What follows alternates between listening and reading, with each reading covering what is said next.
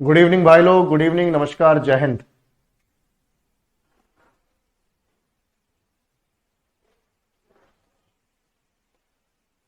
सभी को नमस्कार, जय हिंद, गुड इवनिंग बच्चों।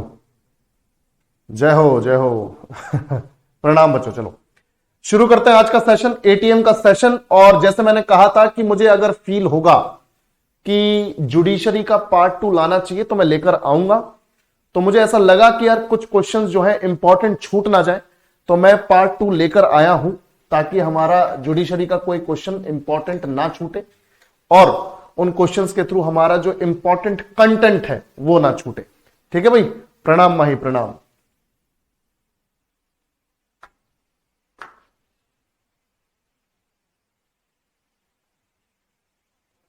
चलो भाई शुरू करते हैं। Good evening, good evening. तो सबसे पहले हम बात करते हैं जुडिशरी पार्ट 2 की। अगेन मैं क्वेश्चंस लेके आया हूं सुप्रीम कोर्ट और हाई कोर्ट से रिलेटेड।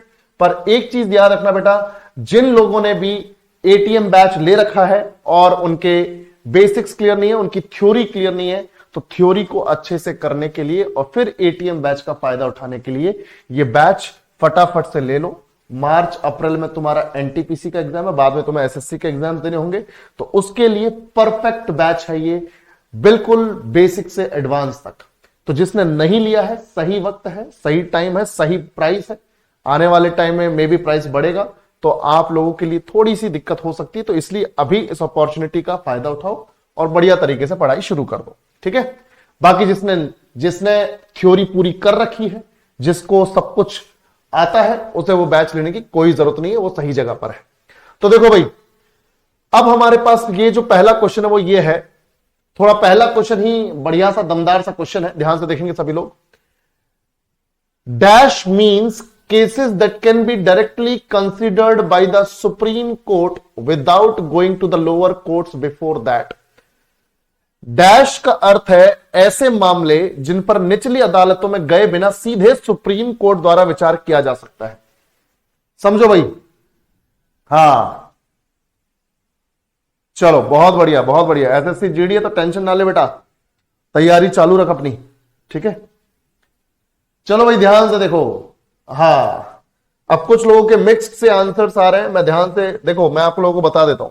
ये जो मिक्स्ड आंसर्स आ रहे हैं ना, ये मिक्स्ड आंसर्स आना ठीक नहीं है। देखो बेटा, original jurisdiction, original jurisdiction answer है ओरिजिनल जुरिस्डिक्शन, मूल क्षेत्र अधिकार। अब तुम बोलोगे सर ये क्या मतलब, ओरिजिनल जुरिस्डिक्शन क्या है ये सब?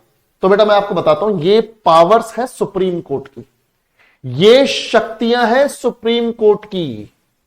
क्या है बच्चों? शक्तियां हैं, शक्तियां हैं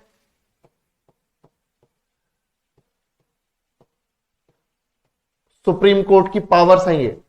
बेसिकली है क्या कि सुप्रीम कोर्ट के पास, सुप्रीम कोर्ट के पास ये पावर है कि वो कुछ मुद्दों को डायरेक्टली सुन सकता है। समझ लो मेरी बात, कुछ मुद्दों को डायरेक्टली सुन सकता है सुप्रीम कोर्ट। डायरेक्टली का मतलब यह है कि उन मामले में लोअर कोर्ट या हाई कोर्ट जाने की जरूरत नहीं है। लोअर कोर्ट का मतलब है डिस्ट्रिक्ट कोर्ट, जिला न्यायालय। तो कुछ मामले, कुछ मुद्दे ऐसे होते हैं जिनको सीधे सुप्रीम कोर्ट में ले जाया जा सकता है और सुप्रीम कोर्ट उस पर फैसला देता है। उन्हें बोलते हैं सुप्रीम कोर्ट के ओरिजिनल जुरिस्डिक्शन, मूल क्षेत्र अधिकार। यानी सुप्रीम कोर्ट बना ही मेनली उस काम के लिए है। समझ रहे हो भाई?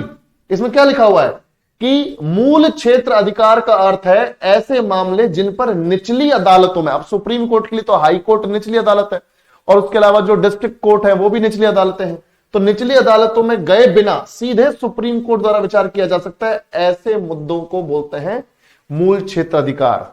अब तुम बोलोगे सर ऐसे कौन से मुद्दे हैं, तो मैं आपको बताता हूं। आर्टिकल 131 में, पहले तो ये समझ लो ओरिजिनल जुरिस्डिक्शन कौन से अनुच्छेद में एक्सप्लेन्ड है, कौन से आर्टिकल में एक्सप्लेन्ड है। आर्टिकल 131, आर्टिकल 131 ये कहता है कि अगर कोई ऐसा मुद्दा है जहां पर भारत सरकार, गवर्नमेंट ऑफ इंडिया वर्सेस कोई स्टेट या ग्रुप ऑफ स्टेट्स में पंगा हो जाए।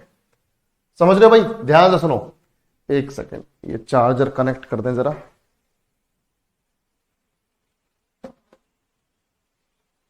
हाँ,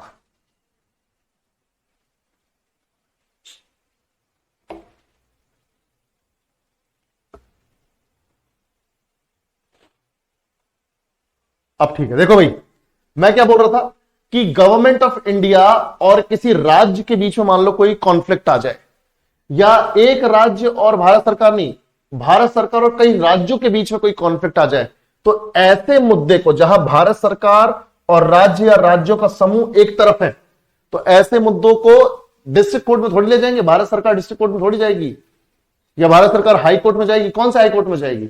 भारत सरकार का तो कोई हाई कोर्ट नहीं है, ठीक है, भारत सरकार का तो कोई हाई कोर्ट नहीं है, हाई कोर्ट तो स्टेट का होता है। तो भारत सरकार और स्टेट्स के बीच में अगर कोई कॉन्फ्लिक्ट है, कोई विवाद है, तो ये सीधे सीधे जा सकता है, सीधे जाएगा सुप्रीम कोर्ट। और सुप्रीम कोर्ट की पावर क्या कहलाती है? Original jurisdiction. या मान लो कभी ऐसा हो जाए कि किसी स्टेट वर्सेस स्टेट में कॉन्फ्लिक्ट हो जाए, यानी दो राज्यों के बीच में पंगा हो जाए, स्टेट वर्सेस स्टेट। अब तुम बोलोगे सर ऐसे, तो हमें एग्जाम्पल बताओ। तो वो कावेरी नदी के जल का बंटवारा सुप्रीम कोर्ट पहुंचा था, कर्नाटक और तमिलनाडु का मुद्दा था। तो कर्नाटक और तमिलनाडु जब भिड़ रहे थे कावेरी नदी के जल के बंटवारे पर, तो यह मुद्दा कहां गया? सुप्रीम कोर्ट ने सुलझाया। समझ रहे हो बेटा?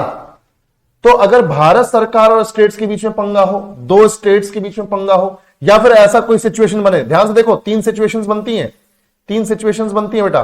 भारत सरकार वर्सेस स्टेट या group of states, state versus state, या फिर भारत सरकार प्लस कोई स्टेट हो या ग्रुप ऑफ स्टेट्स हो, ये तो एक तरफ हो गए, वर्सेस कोई दूसरा राज्य हो या फिर ग्रुप ऑफ स्टेट्स हो। यानी कि एक राज्य और भारत सरकार एक तरफ, या कई सारे राज्य और भारत सरकार एक तरफ, वर्सेस एक राज्य या फिर कई सारे राज्य एक तरफ। अगर इनके बीच में, अगर ये इस तीन तरह के मुद्दे बनते हैं, तो सीधे सीधे ओरिजिनल ज्यूरिसडिक्शन के तहत, मूल क्षेत्र अधिकार के तहत सुप्रीम कोर्ट इनको सुलझाएगा। समझ में आया कि नहीं? क्लियर है?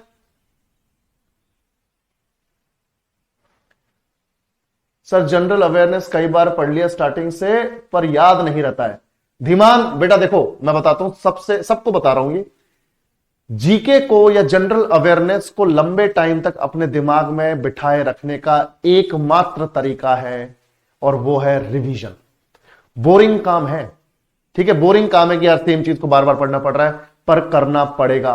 और मैं तुम्हें अपने एक्सपीरियंसेस से बता रहा हूं, इतने सारे एग्जाम्स क्लियर किए हैं मैंने। वो बात अलग है कि कहीं नौकरी नहीं ली, एक दो जगह लगी तो ली नहीं क्योंकि पसंद की नहीं थी।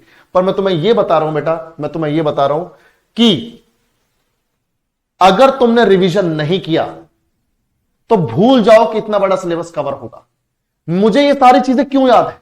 क्योंकि मैं बार बार रिवाइज करता रहता हूं, तो मैं पढ़ा के मेरा रिवीजन हो रहा है। तो revision is the only key to learn all the facts of general awareness, और कोई शॉर्टकट नहीं है बेटा, ठीक है। और जीके उतनी टफ नहीं है, यहां बहुत ज्यादा दिमाग नहीं लगाना होता, यहां बस अपनी मेमोरी को शार्प करना होता है। मैथ रीजनिंग की थोड़ा दिमाग थोड़ी लगाना है, यहां पे बस मेमोरी को शार्प करना है, बस 2-4 बार 5-6 बार रिवाइज कर लिया, हो गया, ठीक है, ठीक है, बिल्कुल ठीक है बेटा। चलो बहुत बढ़िया। तो ये हो गया ओरिजिनल ज्यूरिसडिक्शन। अब बात करते हैं सर रिट ज्यूरिसडिक्शन क्या है सुप्रीम कोर्ट का। भाई तुम सब तो जानते हो कि आर्टिकल 32 जैसे किसी एक इंडिविजुअल को यह अधिकार दे रहा है कि भाई तेरे फंडामेंटल राइट्स अगर वायलेट हो रहे हैं, अगर तेरे फंडामेंटल राइट्स का उल्लंघन हो रहा है, तो तू सुप्रीम कोर्ट के पास चला जा, है ना भाई? समझ रहे हो मेरी बात? भाई आर्टिकल 32 मुझ जैसे इंडिविजुअल को यह राइट देता है कि भाई अगर मेरे फंडामेंटल राइट का वायलेशन हो रहा है, उल्लंघन हो रहा है, तो मैं सुप्रीम कोर्ट जा सकता हूं आर्टिकल 32 यूज करके। यही आर्टिकल 32 सुप्रीम कोर्ट को यह पावर देता है कि जब भी कोई भारत का नागरिक भैया आपके पास आए अपने फंडामेंटल राइट्स को बचाने के लिए, तो आप प्रोटेक्ट करो रिट इश्यू करके। तो आर्टिकल 32 में सुप्रीम कोर्ट का रिट ज्यूरिसडिक्शन है, और 5 तरह की writs, 5 types of writs Supreme Court issue कर सकता है। समझ में आया बच्चों? 5 types of writs Supreme Court issue कर सकता है। ठीक है भाई, फंडामेंटल राइट्स को बचाने के लिए। अब तुम बोलोगे सर एपिलेट ज्यूरिसडिक्शन, अपीलीय क्षेत्र अधिकार, ये क्या है, कौन से आर्टिकल में है? बेटा ये है आर्टिकल 132 में, आर्टिकल 132 में एपिलेट ज्यूरिसडिक्शन। यानी इसका मतलब यह है कि मान लो तुम्हारा किसी के साथ पंगा हो गया, या मान लो मेरा किसी के साथ पंगा हो गया, हमारी थोड़ी फाइट हो गई बढ़िया, ठीक है, उसने मेरे को एक मारा, मैंने साले को एक मारा, धर दिया, वो चित्त हो गया, ठीक है, कनपटी वनपटी फूट गई है उसकी, खून वून हो गया है, उसने केस कर दिया है, खून हो गया मतलब खून वून निकल गया है। अब उसने जो केस किया वो किया उसने डिस्ट्रिक्ट कोर्ट में। अब मान लो डिस्ट्रिक्ट कोर्ट में जो फैसला आया वो मुझे पसंद नहीं आया, कि मेरा पक्ष तो सुना ही नहीं गया, एक बंदे को चोट लगी है, सिर्फ उस बेसिस पे उसके फेवर में डिसीजन दे दिया, तो मुझे पसंद नहीं आया, मैं चला गया अपील करने हाई कोर्ट में, ठीक है, डिस्ट्रिक्ट कोर्ट के फैसले से मैं संतुष्ट नहीं हूं, मैं हाई कोर्ट में चला गया। हाई कोर्ट ने भी वही फैसला बरकरार रखा कि नहीं भाई गलती आपकी है, और उसी के फेवर में डिसीजन जाएगा, वर्डिक्ट जाएगा। तो मुझे लगा हाई कोर्ट ने भी मेरे साथ तो ज्यादती कर दी, तो मेरे पास जो फाइनल कोर्ट ऑफ अपील बचा वो सुप्रीम कोर्ट है। फिर मैं सुप्रीम कोर्ट में जाऊंगा, और सुप्रीम कोर्ट ने भी अगर बोल दिया भाई तुम्हारी ही गलती है, तो फिर मैं कुछ नहीं कर सकता, मुझे पनिशमेंट लेनी ही होगी। क्लियर है भाई? हाँ ससुरो कॉल कर लेना, आ जाएंगे, तुम्हारा भाई काफी है, ठीक है, अपन ही काफी है, वो तो एक केस एग्जाम्पल दे दिया तुम लोगों को। चलो भाई ध्यान से देखो, तो इतना समझ में आया? तो आर्टिकल 132 में एपिलेट ज्यूरिसडिक्शन है कि supreme court final court of appeal है। क्या है बच्चों? फाइनल कोर्ट ऑफ अपील है। तो हाई कोर्ट, डिस्ट्रिक्ट कोर्ट से हाई कोर्ट, हाई कोर्ट से सुप्रीम कोर्ट में जो भी अपील आएगी उस अपील पर सुप्रीम कोर्ट फैसला सुना सकता है। तो फाइनल कोर्ट ऑफ अपील, तो ये तो हम कल भी पढ़ चुके थे, है ना, फाइनल कोर्ट ऑफ अपील। और एडवाइजरी ज्यूरिसडिक्शन मैंने तुम्हें कल बताया था, आर्टिकल 146, सॉरी आर्टिकल 143, जिसमें मैंने बताया था कि प्रेसिडेंट जो है वो सुप्रीम कोर्ट से रिक्वेस्ट कर सकते हैं, प्रेसिडेंट जो है रिक्वेस्ट कर सकते हैं सुप्रीम कोर्ट से लॉ के किसी मुद्दे पर सलाह के लिए, लॉ के किसी मुद्दे पर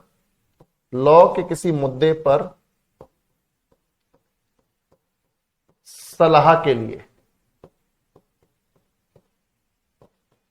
पर याद रखना, मुझे एक बात बताओ, जब सुप्रीम कोर्ट, मैंने कल बताया था, जब सुप्रीम कोर्ट सलाह देगा तो क्या वो राष्ट्रपति को माननी पड़ेगी? यस और नो? जल्दी से रिस्पॉन्ड करो सभी लोग। क्या सुप्रीम कोर्ट को वो सलाह, सुप्रीम कोर्ट की दी हुई सलाह क्या राष्ट्रपति को माननी पड़ेगी? क्या वो कंपलसरी है मानना? बहुत बढ़िया सुब्रत कुमार, शाबाश, ऐसे ही तारीफ करते रहा करो।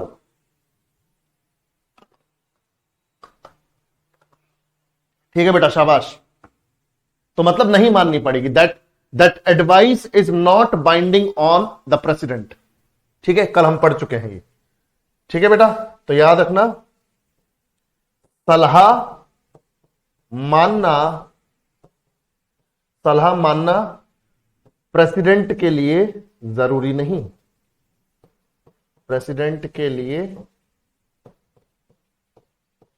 जरूरी नहीं। ठीक है भाई, क्लियर है? चलो आगे बढ़ते हैं। द डिस्ट्रिक्ट एंड सेशंस जज works directly under the control of the, जिला एवं सत्र न्यायाधीश सीधे किसके नियंत्रण में कार्य करता है? बताओ बेटा। भाई जिला न्यायालय का जो जज होगा उसे जिला न्यायाधीश बोल रहे हैं, सेशन कोर्ट का जो जज होगा उसे सत्र न्यायाधीश यानी सेशन जज बोल रहे हैं। तो ये किसके अंडर काम करते हैं? Governor of the state, high court of the state, district collector, law minister of the state. बताओ क्या बात है, क्या बात है, बहुत बढ़िया, बहुत बढ़िया बेटा। तो जब बाकी लोगों के बेसिक्स क्लियर है और वो सही जवाब देते ना, मजा आता है। कुछ लोग अभी भी गलती कर रहे हैं और सही जवाब नहीं दे पा रहे। ठीक है, उन्हीं के लिए है फाउंडेशन, पर ज्यादातर लोग सही जवाब दे रहे हैं। बहुत बढ़िया बच्चों। तो high court of the state, राज्य का उच्च न्यायालय। ठीक है, तो अब मैं बेसिक बात बताता हूं। देखो हमारे यहां पर जो जुडिशियल सिस्टम है, जो हमारे यहां जो न्यायिक व्यवस्था है बच्चों, वो कुछ इस तरह की है कि भाई सुप्रीम, देखो ये इस तरह से है कुछ कि सुप्रीम कोर्ट जो है वो हाईएस्ट जुडिशियल अथॉरिटी है ना। ये पूरे देश के लिए, पूरे देश के लिए हाईएस्ट जुडिशियल अथॉरिटी है ना। यानी इससे ऊपर कोई ऐसी चीज नहीं जो आपको न्याय दे दे। कुछ केसेस में प्रेसिडेंट है, पर प्रेसिडेंट भी कोशिश करते हैं कि भाई सुप्रीम कोर्ट का जो वर्डिक्ट है वो बना रहे। तो पूरे देश के लिए हाईएस्ट अथॉरिटी है जुडिशरी की। हाईएस्ट अथॉरिटी किसकी? जुडिशरी की। तो ठीक है भाई, हमें समझ में आ गई ये बात। पर एक चीज याद रखना, सुप्रीम कोर्ट तो पूरे देश के लिए हाईएस्ट अथॉरिटी है, पर किसी पर्टिकुलर स्टेट के लिए उस स्टेट में हाईएस्ट जुडिशियल अथॉरिटी क्या है? भाई देश के लेवल पर, कंट्री के लेवल पे we have the highest judicial authority as Supreme Court, ठीक है। पर स्टेट के लेवल पे क्या? ये तो भाई कंट्री के लेवल पे हो गया, ये तो कंट्री के लेवल पे हो गया, ये तो देश के लेवल पे हो गया। स्टेट के लेवल पे क्या है? स्टेट के लेवल पे हमारे पास देखो बेटा, स्टेट के लेवल पे हमारे पास है हाई कोर्ट। स्टेट के लेवल पे हाईएस्ट जुडिशियल अथॉरिटी है हाई कोर्ट, और हाई कोर्ट के अंडर कई सारे डिस्ट्रिक्ट कोर्ट्स या सेशन कोर्ट्स होते हैं। इस चीज को अपने दिमाग में बिठा लो कि जिस राज्य में जितने जिले होंगे उतने डिस्ट्रिक्ट कोर्ट्स होंगे। जनरली ऐसा होता है। अब जैसे मान लो किसी राज्य में 30 जिले हैं, 30 डिस्ट्रिक्ट्स हैं, तो वहां 30 डिस्ट्रिक्ट कोर्ट्स होंगे। वो 30 डिस्ट्रिक्ट कोर्ट्स किसके अंडर काम कर रहे होंगे? हाई कोर्ट के अंडर। समझ में आ गया भाई? तो एक ही राज्य में हाई कोर्ट और उसी राज्य के डिस्ट्रिक्ट कोर्ट्स हैं, तो ऑब्वियस ही बात है सीनियर कोर्ट कौन सा हुआ? हाई कोर्ट हुआ। बाकी जो निचली अदालतें हैं, लोअर कोर्ट्स हैं, सबऑर्डिनेट कोर्ट्स हैं, यानी आप इन्हें निचली अदालतें कहो, आप इन्हें लोअर कोर्ट्स कहो, लोअर कोर्ट्स का ही हिंदी वर्जन है निचली अदालतें, या फिर आप इन्हें सबऑर्डिनेट कोर्ट्स कहो। हाई कोर्ट के तो सबऑर्डिनेट कोर्ट्स हैं ये, ठीक है। तो याद रखना बेटा, ये डिस्ट्रिक्ट कोर्ट्स, ठीक है, डिस्ट्रिक्ट कोर्ट, ये डिस्ट्रिक्ट कोर्ट है, ये डिस्ट्रिक्ट कोर्ट है, अलग अलग जिलों में अलग अलग डिस्ट्रिक्ट कोर्ट, ठीक है भाई। अब बात ये बोला है कि ये डिस्ट्रिक्ट कोर्ट में जो जजेस बैठे हुए हैं, ये जो डिस्ट्रिक्ट कोर्ट में और सेशन कोर्ट में जो जजेस बैठे हैं वो किसके अंडर काम कर रहे हैं? भाई किसके अंडर काम कर रहे हैं? पता है हमें, हाई कोर्ट के अंडर काम कर रहे हैं। जब डिस्ट्रिक्ट कोर्ट्स ही हाई कोर्ट के अंडर है तो जजेस भी तो उसी के अंडर हुए। तो याद रखना बेटा, तो high court of the state के अंडर काम करते हैं, ठीक है। और तुम सबको पता होना चाहिए कि हाई कोर्ट का जो आर्टिकल्स हैं, हाई कोर्ट के जो आर्टिकल्स हैं वो कहां से शुरू होते हैं? बताओ, कहां से लेके कहां तक हाई कोर्ट्स को रखा गया है इंडियन कॉन्स्टिट्यूशन में? किस आर्टिकल से लेके किस आर्टिकल तक? जल्दी बताओ, बताओ बताओ।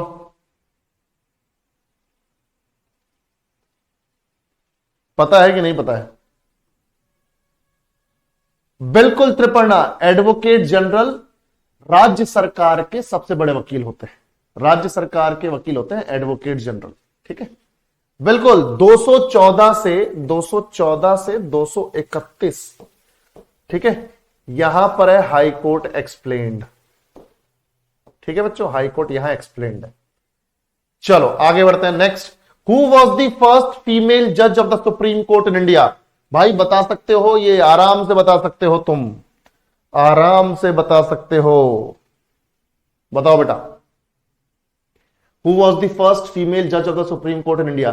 और वो पहली मुस्लिम महिला जज भी रही हैं, बताओ। बहुत बढ़िया, बहुत बढ़िया, फातिमा बीवी, बिल्कुल, एम फातिमा बीवी। तो बेटा तुम सबको पता होना चाहिए कि एम फातिमा बीवी जो है 1989 में सुप्रीम कोर्ट की जज बनी थी, 1989 में बनी थी। बहुत बढ़िया, बहुत बढ़िया। और 1992 में ये वहां से रिटायर हो गई। 1989 से 1982 तक ये सुप्रीम कोर्ट की जज रही, सुप्रीम कोर्ट की जज। तो एक तो भारत की पहली महिला जज जो सुप्रीम कोर्ट की रही हूं, ठीक है, और दूसरा मुस्लिम समुदाय में कोई महिला इस ओहदे तक पहुंच गई हो, वो ओहदा पाने वाली भी पहली महिला थी। तो first Muslim women to be a जज, ये भी बहुत जबरदस्त इनके पास एक टैग था। तो 1989 से 1992 तक सुप्रीम कोर्ट की जज रही हैं, ठीक है। और फिर 1997 से लेके 2001 तक ये तमिलनाडु की गवर्नर रही हैं, 11वीं राज्यपाल रही हैं, 11वीं राज्यपाल रही हैं, ठीक है। 11वीं राज्यपाल किसकी रही हैं? तमिलनाडु की, ठीक है भाई। 11th governor. उम्मीद करता हूं कि आपको समझ में आया होगा, ठीक है भाई। क्लियर सबको? कोई दिक्कत तो नहीं? बिल्कुल, बहुत बढ़िया बहुत बढ़िया। बाकी अब तुम सब जानते हो इनकी डेथ भी हो गई है, डेथ भी हो गई है इनकी, है ना। इसी साल नहीं, लास्ट ईयर हुई है। 23 नवंबर 2023, 23 नवंबर 2023 को इनकी डेथ हो गई, ठीक है। तो यहां से सवाल बन सकता है तुम्हारे करंट अफेयर्स में, यहां से सवाल बन सकता है भाई। तो भारत में सर्वोच्च न्यायालय की पहली महिला न्यायाधीश कौन थी? M Fathima Beevi. Who is the 51st chief justice of India? Bharat के 51वें मुख्य न्यायाधीश कौन है? बताओ भाई। कल भी डिस्कस किया हम लोगों ने, और अभी 11 नवंबर को ही उन्होंने चार्ज संभाला है 51st chief justice of India का। जल्दी बताओ कौन है? बताओ बताओ।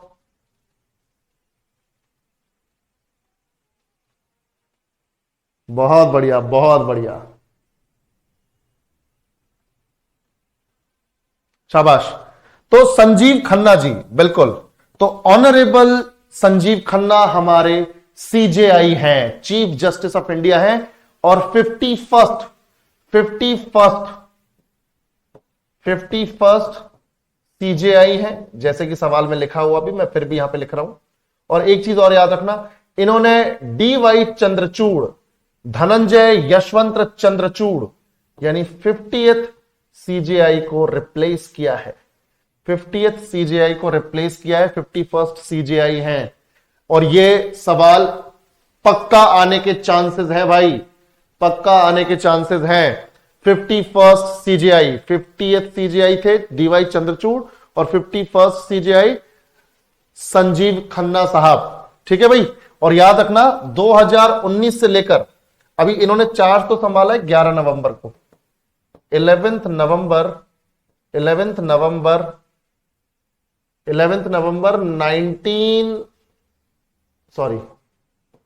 2024, मेरे दिमाग में इनका एक दूसरा फैक्ट आ रहा है।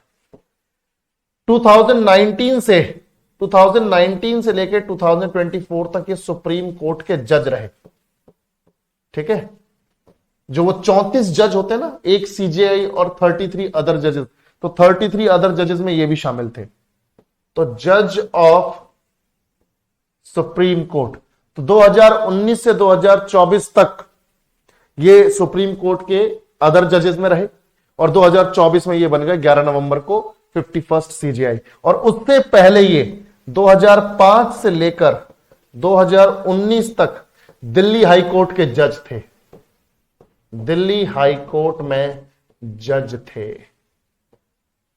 संजीव खन्ना जी दिल्ली हाई कोर्ट में जज थे 2005 से 2019 तक। तो ये है हमारे न्यायमूर्ति संजीव खन्ना। क्लियर बच्चों? चलो बहुत बढ़िया, ठीक है। उसके बाद जस्टिस रंजन गोगोई, ये वही हैं जिन्होंने वो अयोध्या वाला वर्डिक्ट दिया था, उसके बाद ही मंदिर बनना जो है पॉसिबल हो पाया। बाद में इनको राज्यसभा की मेंबरशिप दे दी गई। क्लियर है? तो ये भी हमारे सीजीआई रहे हैं, ठीक है। उसके बाद देखो, if the post of president and vice president become vacant then who will act as the president of India? यदि राष्ट्रपति और उपराष्ट्रपति के पद रिक्त हो जाएं तो भारत के राष्ट्रपति के रूप में कार्य कौन करेगा? देखो बेटा, सबसे पहले तो यह समझो कि अगर जब भी प्रेसिडेंट का पद प्रेसिडेंट का पद अगर उनकी डेथ या उनके रेजिग्नेशन से, मान लो प्रेसिडेंट साहब की या प्रेसिडेंट साहिबा की डेथ हो जाए या फिर वो रिजाइन कर दे, डेथ हो जाए या फिर रिजाइन कर दे, ऐसी सिचुएशन में पद खाली हो जाता है एकदम से। पर प्रेसिडेंट का पद इतना मजबूत है कि उसे 1 मिनट के लिए भी खाली नहीं छोड़ा जा सकता। तो जैसे ही डेथ हुई या फिर उन्होंने रिजाइन किया, तो वाइस प्रेसिडेंट को बोला जाता है कि आप टेम्परेरी बेसिस पे अभी पद को संभालो, राष्ट्रपति के पद को संभालो, और विद इन 6 मंथ्स हम दूसरे राष्ट्रपति का इलेक्शन करवाएंगे, उसके बाद नए राष्ट्रपति आएंगे। पर इमरजेंसी में राष्ट्रपति के पद को कौन संभालेगा? तो याद रखो, प्रेसिडेंट की डेथ या रेजिग्नेशन के टाइम में वाइस प्रेसिडेंट जो है वो प्रेसिडेंट की तरह एक्ट करते हैं। पर मान लो वाइस प्रेसिडेंट ने भी उस टाइम पे रिजाइन कर दिया, प्रेसिडेंट की डेथ हो गई मान लो और वाइस प्रेसिडेंट ने रिजाइन कर दिया, ठीक है, ये भी किसी वजह से नहीं है, इनकी भी या तो डेथ हो जाए या फिर ये रिजाइन कर दे। तो कंडीशन ले लेते हैं, फॉर एग्जाम्पल ले लेते हैं कि प्रेसिडेंट की डेथ हो गई, इन्होंने रिजाइन कर दिया, दोनों पद ही खाली है। अब ये पद खाली रहे तो कोई दिक्कत नहीं, इतना तो कोई दिक्कत नहीं है, पर यह पद खाली नहीं रहना चाहिए। तो अब क्या किया जाए? दोनों ही सीट खाली है, तो फिर chief justice of India, Bharat के सर्वोच्च न्यायालय यानी सुप्रीम कोर्ट के चीफ जस्टिस ऑफ इंडिया, ये प्रेसिडेंट की तरह एक्ट करेंगे। अब तुम बोलोगे सर मान लो वो भी नहीं है सर, फिर तो बेटा फिर क्या होगा? सीनियर मोस्ट जज of supreme court, senior most जज of supreme court, senior most जज ऑफ सुप्रीम कोर्ट। क्लियर? तो इस तरह से अब ये खाली नहीं हो सकता क्योंकि कोई ना कोई तो सीनियर होगा ही। तो प्रेसिडेंट, वाइस प्रेसिडेंट, सीजेआई, और वो भी नहीं है तो सीनियर मोस्ट जज ऑफ सुप्रीम कोर्ट। क्लियर बेटा? चलो, समझ में आया कि नहीं?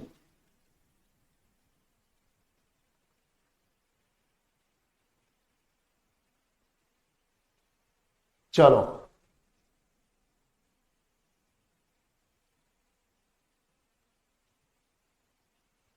तो भाई इतना सबको समझ में आया? चलो आगे बढ़ते हैं। तो हमारा यहां पे क्या होगा भाई? Answer C, chief justice of India. Next देखो भाई,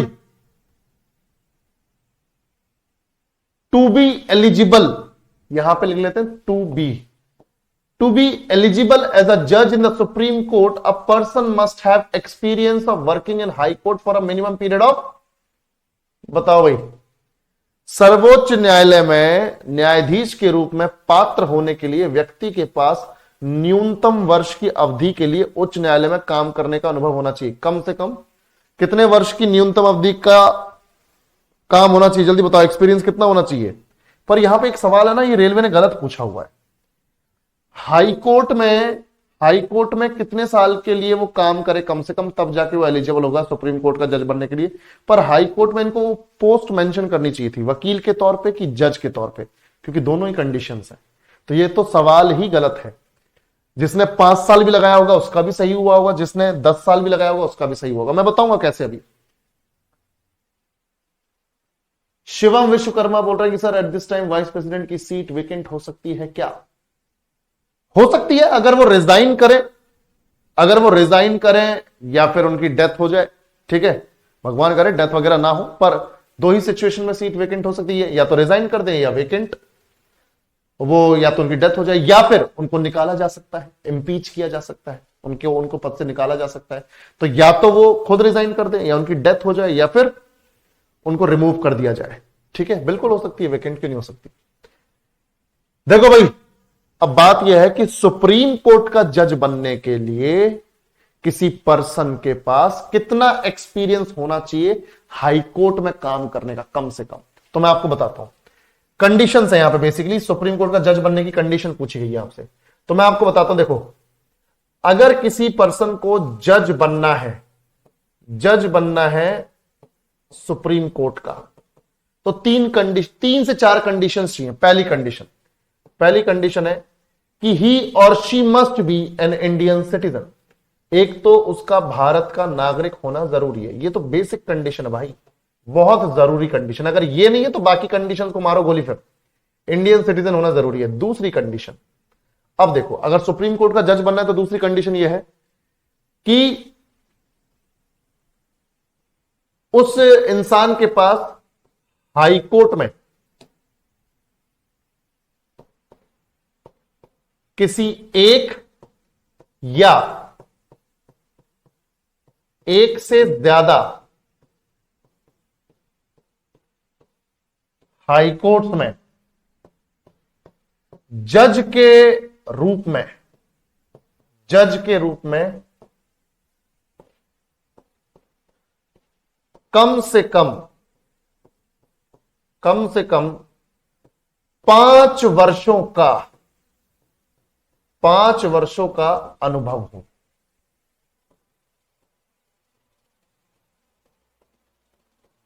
अब ध्यान से देखो बेटा, कंडीशन समझ में आई तुम लोगों को कि अगर किसी को जज बनना है सुप्रीम कोर्ट का तो उसके पास पहली कंडीशन क्या होनी चाहिए? एक तो ये कंडीशन है कि उसने एक या एक से ज्यादा हाई कोर्ट में, मान लो दिल्ली हाई कोर्ट में भी, इलाहाबाद हाई कोर्ट में भी, जोधपुर हाई कोर्ट में भी, समझ रहे भाई, तो किसी एक हाई कोर्ट में या एक से ज्यादा हाई कोर्ट्स में अगर जज के रूप में उसने काम किया तो कम से कम 5 वर्ष का अनुभव तो होना चाहिए। जज के रूप में कितने वर्षों का अनुभव? जज के रूप में कम से कम 5 वर्षों का अनुभव। और ऐसा नहीं कि 2 साल अभी काम किया, फिर बीच में 1-2 साल के लिए लंबी छुट्टी पे चले गए, फिर वापस से आके ज्वाइन कर लिया, फिर 3 साल वैसे कर ली तो हो गए 5 साल। लगातार 5 साल जज की कुर्सी पर बैठे हो, लगातार 5 साल। अब एक तो ये, इसके साथ ये कंडीशन फिट हो रही, कोई दिक्कत नहीं। अब मान लो अगर ये कंडीशन नहीं है, अगर ये कंडीशन फुलफिल नहीं हो रही, ये तो बेसिक कंडीशन है तो होनी चाहिए, अगर ये नहीं हो रही है तो इसकी जगह एक दूसरी कंडीशन भी हो सकती है और लगा देते हैं। ये नहीं तो एक दूसरी कंडीशन है, कौन सी? कि किसी एक या एक से ज्यादा हाई कोर्ट में अधिवक्ता के तौर पर, एडवोकेट, अधिवक्ता मतलब एडवोकेट, मैं लिख देता हूं, अधिवक्ता के तौर पर, एडवोकेट के तौर पर मतलब वकील, सीधी बात है वकील। तो किसी एक या एक से ज्यादा हाई कोर्ट्स में अधिवक्ता के रूप में कम से कम 10 वर्षों का अनुभव चाहिए। 10 वर्षों का अनुभव हो। देख रहे हो, जज के रूप में तो 5 साल का अनुभव, पर अगर आप वकील हो और आपको जज बनना है सुप्रीम कोर्ट का, देन कम से कम you must have the experience of at least 10 years. ठीक है, 10 वर्षों का अनुभव हो।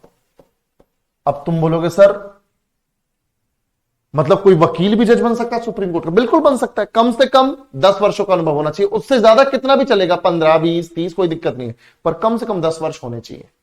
और जज के तौर पे कम से कम 5 साल। तो किसी एक हाई कोर्ट या एक से ज्यादा हाई कोर्ट में 5 साल का अनुभव जज के तौर पे, किसी एक या एक से ज्यादा हाई कोर्ट में अधिवक्ता के तौर पर 10 वर्षों का अनुभव कम से कम चाहिए।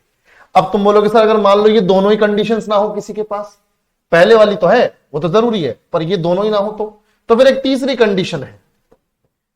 कंडीशन है, कि राष्ट्रपति की नजर में, देख लो भाई बहुत डिटेल में तुम्हें बता रहा हूं, इसके अलावा और कुछ नहीं है बाहर। राष्ट्रपति की नजर में एक तो आप इंडियन सिटीजन हो, और दूसरा राष्ट्रपति की नजर में उत्कृष्ट मतलब एक्सीलेंट विधिवेत्ता हो, यानी कानून के ज्ञाता हो, लॉ की जिसको नॉलेज हो। समझ रहे भाई, राष्ट्रपति की नजर में उत्कृष्ट विधिवेत्ता यानी कि डिस्टिंग्विश्ड ज्यूरिस्ट, मतलब शानदार ऐसा इंसान जिसके पास लॉ की नॉलेज है। यानी भाई जज बनने के लिए लॉ की नॉलेज तो चाहिए ना यार। सुप्रीम कोर्ट का जज बनना चाहते तुमको साला लॉ ही नहीं मालूम, तुम क्या वर्डिक्ट दोगे? तो डिस्टिंग्विश्ड ज्यूरिस्ट यानी उत्कृष्ट विधिवेत्ता राष्ट्रपति की नजर में। राष्ट्रपति को लगे यार ये इस बंदे को नॉलेज है, भले ये जज ना रहा हो, भले ही ये वकील ना रहा हो, पर इसको नॉलेज है लॉ की, तो बना सकते हैं उसे जज सुप्रीम कोर्ट का। समझ में आया कि नहीं? कोई दिक्कत तो नहीं? बबीता बेटा, सीजेआई का चुनाव नहीं होता है। जो भी सीनियर मोस्ट जज होता है सुप्रीम कोर्ट का, वो automatically chief justice of India बन जाता है।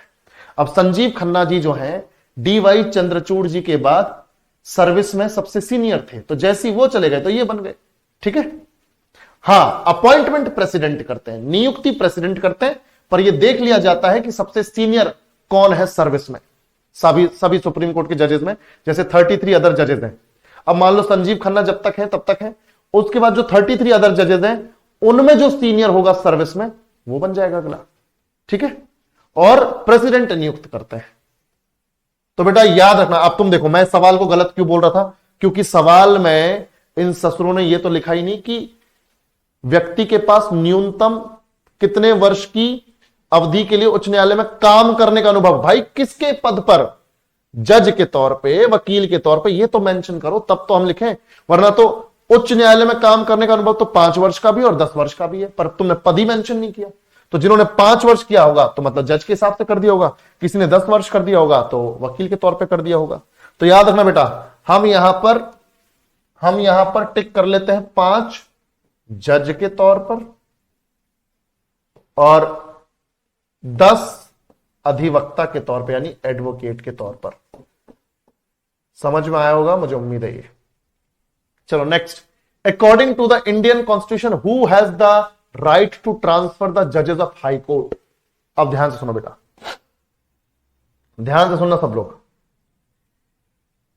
प्रेसिडेंट के पास कुछ जुडिशियल पावर है, प्रेसिडेंट के पास कुछ न्यायिक शक्तियां हैं।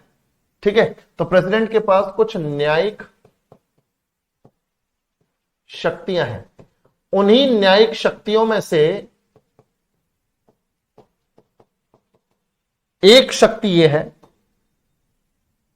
कि सुप्रीम कोर्ट के जजेस और हाई कोर्ट के जजेस की नियुक्ति प्रेसिडेंट करेंगे। ठीक है। सुप्रीम कोर्ट और हाई कोर्ट के जजेस का अपॉइंटमेंट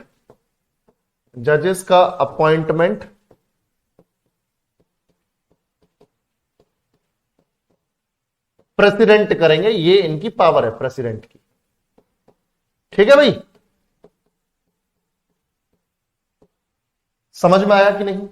तो सुप्रीम कोर्ट और हाई कोर्ट के जजेस का अपॉइंटमेंट प्रेसिडेंट करेंगे, ये पावर है प्रेसिडेंट के पास। पर अब तुम बोलोगे सर प्रेसिडेंट को कैसे मालूम कि कौन सा जज कैसा है, कौन से जज को कहां पर नियुक्त करना चाहिए, किस हाई कोर्ट में कौन सा जज होना चाहिए, सुप्रीम कोर्ट में कौन सा जज आना चाहिए, ये इनको कैसे मालूम? प्रेसिडेंट का तो लॉ से कोई रिलेशन ही नहीं होता डायरेक्टली। बिल्कुल देखो, अब ध्यान सुनना मेरी बात। प्रेसिडेंट का काम है सिर्फ अपॉइंट करना, इनको सलाह देता है कोलेजियम सिस्टम, कोलेजियम बॉडी। अब तुम बोलोगे सर ये कोलेजियम बॉडी क्या है? तो कोलेजियम सिस्टम में आपको बताता हूं। कोलेजियम सिस्टम में क्या होता है, एक तो कोलेजियम सिस्टम में होते हैं अपने chief justice of India CJI, chief justice of India CJI, plus 4 senior most जजेस होते हैं सुप्रीम कोर्ट के। 4 सीनियर मोस्ट जजेस होते हैं सुप्रीम कोर्ट के। ये जो 5 लोगों का ग्रुप है, चीफ जस्टिस ऑफ इंडिया और 4 सीनियर मोस्ट जजेस ऑफ सुप्रीम कोर्ट, ये 5 बंदों का जो ग्रुप है भाई, यही डिसाइड करता है कि कौन जज कहां होना चाहिए, और ये सलाह दे देते हैं प्रेसिडेंट को, और प्रेसिडेंट नियुक्त कर देते हैं। वरना प्रेसिडेंट को क्या मालूम भाई कौन जज कैसा है? समझ रहे हो भाई? तो ये कोलेजियम सिस्टम जो है ये सलाह देता है प्रेसिडेंट को कि साहब इस हाई कोर्ट में ये जज जाने चाहिए, हम इनको जानते हैं, अच्छा व्यवहार है, अच्छे फैसले सुनाते हैं, साहब ये बंदा जो है ये एलिजिबल है हमारे साथ सुप्रीम कोर्ट में बैठने के लिए, इसको बुलाओ। तो मतलब प्रेसिडेंट को सलाह देता है कोलेजियम सिस्टम। कोलेजियम सिस्टम का मतलब है भारत के प्रमुख न्यायाधीश और 4 सीनियर मोस्ट जजेस ऑफ सुप्रीम कोर्ट। भाई इनको तो नॉलेज है ना, इनके तो सारे ही वो जूनियर है, तो ये तो अच्छे से जानते हैं उनको कि किसको कहां बिठाना है, कौन कैसा आदमी है। उन्होंने तो काम किया उन सारे बाकी जजेस के साथ, तो इसलिए इनकी सलाह पर प्रेसिडेंट अपॉइंट करते हैं। क्लियर, समझ में आ गया? चलो, नंदा बना सकते हो यार, बना सकते हो। अगर तुम्हें लगता है कि तुम्हें नोट्स बना के अच्छे से पढ़ाई होती है तो बना सकते हो, अदरवाइज तो फाइल्स मिलती ही हैं, है ना। चलो बेटा, तो समझ में आ गया। तो प्रेसिडेंट ऑफ इंडिया के पास है ये पावर कि वो नियुक्त करे और साथ ही साथ ट्रांसफर भी करे। याद रखना बेटा, जजेस को ट्रांसफर करने की पावर, चाहे सुप्रीम, यार जब नियुक्ति प्रेसिडेंट कर रहे हैं, अपॉइंटमेंट प्रेसिडेंट कर रहे हैं, तो उनको ट्रांसफर करने का कि भाई इस हाई कोर्ट के जज को भेज दो इलाहाबाद हाई कोर्ट, इलाहाबाद वाले को भेज दो Patna high court, Patna high court वाले को भेज दो मध्य प्रदेश वाले हाई कोर्ट में। समझ रहे हो भाई, ये सब करते प्रेसिडेंट हैं, पर किसकी सलाह पर? Collegium system. तो अपॉइंटमेंट में भी सलाह कोलेजियम सिस्टम की, ट्रांसफर में भी सलाह कोलेजियम सिस्टम की, पर करते कौन है अल्टीमेटली? ऑर्डर किसके थ्रू पास होता है? प्रेसिडेंट के थ्रू। तो president of India. Next, which of the following high court has the largest jurisdiction in the country? निम्नलिखित में से किस उच्च न्यायालय का क्षेत्र अधिकार देश में सबसे बड़ा है? क्षेत्र अधिकार का मतलब है कि कौन से हाई कोर्ट के पास ज्यादा बड़ा एरिया है फैसला सुनाने के लिए। ठीक है भाई। डिस्ट्रिक्ट वाले को कौन ट्रांसफर करेगा? गवर्नर। डिस्ट्रिक्ट वाले को गवर्नर। एक स्टेट का कॉलेजियम सिस्टम बनता है, स्टेट के लेवल पे एक कॉलेजियम सिस्टम बनता है हाई कोर्ट का, उसकी सलाह से। ठीक है, तो भाई देखो कौन से हाई कोर्ट के पास लार्जेस्ट जुरिस्डिक्शन, मैं आपको बताता हूं। जैसे इलाहाबाद हाई कोर्ट के अंडर तो सिर्फ यूपी आता है। ठीक है, यूपी के लोगों को अधिकार है इलाहाबाद हाई कोर्ट में अपील करने का। ठीक है भाई, क्लियर? मतलब ऐसा नहीं कि यूपी के लोगों का अधिकार है, मतलब यूपी के अंदर जो घटना घटी है, कि चाहे पूरे देश में से किसी भी बंदे ने, चाहे कर्नाटक का बंदा कांड करके चला गया यूपी में, पर यूपी में हुआ तो मतलब यूपी के इलाहाबाद हाई कोर्ट में मामला जाएगा। ठीक है, तो इलाहाबाद हाई कोर्ट का जो कंट्रोल है वो उत्तर प्रदेश की सीमा में है। कैलकाटा हाई कोर्ट का कंट्रोल वेस्ट बंगाल में तो है ही, साथ ही साथ अंडमान एंड निकोबार पर भी है। मैंने कल भी बताया था, वेस्ट बंगाल और अंडमान एंड निकोबार। ठीक है, अंडमान एंड निकोबार पर भी कैलकाटा हाई कोर्ट का ही कंट्रोल है। ठीक है बेटा, तो अब देखो यूपी वाला जो इलाहाबाद हाई कोर्ट है उससे तो बड़ा जुरिस्डिक्शन हो गया कैलकाटा हाई कोर्ट का, क्योंकि वेस्ट बंगाल और अंडमान एंड निकोबार इन दो का है। बॉम्बे हाई कोर्ट के पास महाराष्ट्र का क्षेत्र अधिकार तो है ही, महाराष्ट्र के ऊपर तो कंट्रोल है ही, साथ ही साथ गोवा के ऊपर भी है। तो भाई इलाहाबाद वाले से तो बड़ा हो गया भाई बॉम्बे वाला। अब ये दोनों बराबर हो गए, दोनों के पास दो दो टेरिटरीज हैं। पर महाराष्ट्र के पास दादर एंड नगर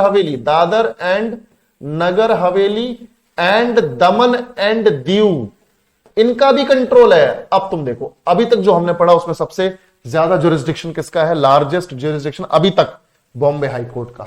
ठीक है, अब गुवाहाटी की बात करते हैं।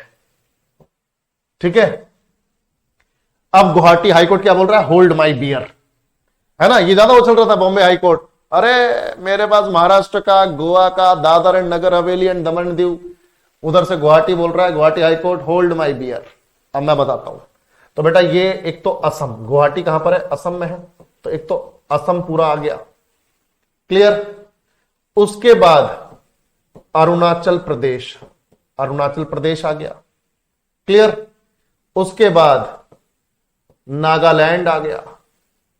भाई बराबरी तो कर ली, महाराष्ट्र वाले की बॉम्बे हाई कोर्ट की बराबरी तो कर ली, 3 टेरिटरीज आ गई, इनके पास भी 3 टेरिटरीज। अब देखो भाई यहां पे मिजोरम भी शामिल है, 4 टेरिटरीज के एरिया को कवर करता है गुवाहाटी हाई कोर्ट। समझ में आया? सबको क्लियर है?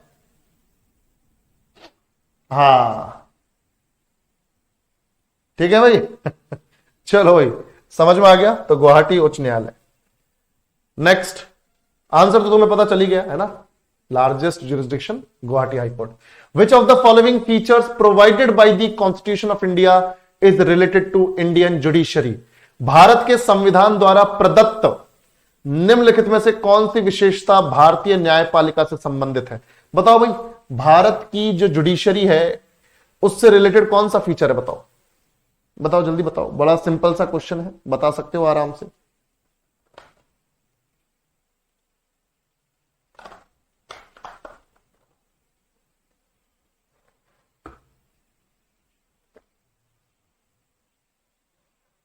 बहुत बढ़िया, जुडिशियल इंडिपेंडेंस, यानी लेजिस्लेचर और एग्जीक्यूटिव बिल्कुल भी इंटरफेयर नहीं करेंगे जुडिशरी के कामकाज में, और अगर उनका इंटरफेरेंस नहीं होगा तो हमारी जो जुडिशरी है वो बिना कोई भेदभाव किए निष्पक्ष रूप से फैसला सुनाती है। ठीक है, चलो बहुत बढ़िया। तो judicial independence, very good. Next और last question I guess, before the present premises where was the Supreme Court of India operated? भाई देखो, अभी जो सुप्रीम कोर्ट की बिल्डिंग है, अभी जो सुप्रीम कोर्ट की जो बिल्डिंग है वो है तिलक मार्ग पर। सुप्रीम कोर्ट की जो बिल्डिंग है बच्चों, फिलहाल जो सुप्रीम कोर्ट बना हुआ है फिलहाल, वो दिल्ली में तिलक मार्ग पर है। तिलक मार्ग, न्यू दिल्ली। पर ये बिल्डिंग तो, ये तिलक मार्ग वाली जो बिल्डिंग है, ये तो 1954 से लेकर 1958 के बीच में बनी है। 1958 में ये बनके तैयार हुई है, तब सुप्रीम कोर्ट 1958 में उधर शिफ्ट हुआ है। तो इसका मतलब 1958 तक, यानी सुप्रीम कोर्ट बन तो गया था हमारा, अब तुम ध्यान से देखो, सुप्रीम कोर्ट बन तो गया था 1 अक्टूबर 1937 को, 1 अक्टूबर 1937 को बन गया था। पर उस टाइम पे से फेडरल कोर्ट ऑफ इंडिया बोलते थे। क्या बोलते थे इसे? Federal court of India. अब 1 अक्टूबर 1937 से लेके फिर जब ये सुप्रीम कोर्ट ऑफ इंडिया बना तो वो डेट थी 28 जैन 1950। इस दिन ये बना supreme Court of India, 28 Jain. अपना संविधान लागू होने के, यानी फर्स्ट रिपब्लिक डे के 2-3 दिन बाद, 2 दिन बाद 28 जनवरी 1950 को सुप्रीम कोर्ट ऑफ इंडिया बना। तो फिर ये 1937 से लेकर 1950 और 1950 से लेकर 1958 तक, मेनली 1950 से लेकर 1958 तक ये कहां चल रहा था भाई? कौन सी बिल्डिंग में चल रहा था? अभी वाले प्रमाइसिस से पहले, यानी 1958 से पहले और 1950 के बाद ये कहां चल रहा था भाई? कौन सी बिल्डिंग में? तो ये चल रहा था भैया हमारी जो पुरानी संसद है ना, जो ओल्ड पार्लियामेंट है हमारी, तो हमारी ओल्ड पार्लियामेंट में, अभी तो नई वाली बन चुकी है, तो जो हमारी ओल्ड पार्लियामेंट है वहां पर जगह दी गई थी इसके लिए। तो ओल्ड पार्लियामेंट में, ठीक है, तो ओल्ड पार्लियामेंट में सुप्रीम कोर्ट चलता था। ठीक है भाई, फ्रॉम पार्लियामेंट हाउस, संसद भवन से। समझ में आया? चलो बहुत बढ़िया। प्रेसिडेंट हाउस से नहीं बेटा, प्रेसिडेंट हाउस से नहीं, पार्लियामेंट हाउस से, संसद से। क्लियर? चलो, तो इस तरीके से हमारा जुडिशरी वाला पोर्शन खत्म हो गया। कल पढ़ेंगे रिट्स वाला चैप्टर। 5 तरह की रिट्स है, उनसे रिलेटेड बढ़िया क्वेश्चंस लेके आएंगे ताकि पूरा कॉन्सेप्ट क्लियर हो जाए। और जिसको भी इसी तरह से सारी की सारी चीजें बेसिक से डिटेल में पढ़नी है, वो आराम से इस बैच को ज्वाइन करे और तैयारी चालू करे। टाइम थोड़ा बढ़ता जा रहा है तुम्हारा, ठीक है, और या ये कहो वैसे तो टाइम बढ़ रहा है पर तुम्हारे एग्जाम तक टाइम कम होता जा रहा है, तो तैयारी टाइम से शुरू कर दो। और अब मिलते हैं 5:30 पर मिलते हैं, क्योंकि फाइल डाउनलोड करना और वो करना तो उसमें टाइम लग जाएगा। तो 5:30 पर हम मिलते हैं अपनी ज्योग्राफी की क्लास के लिए, ठीक है। चलो 5:30 पर मिलते हैं।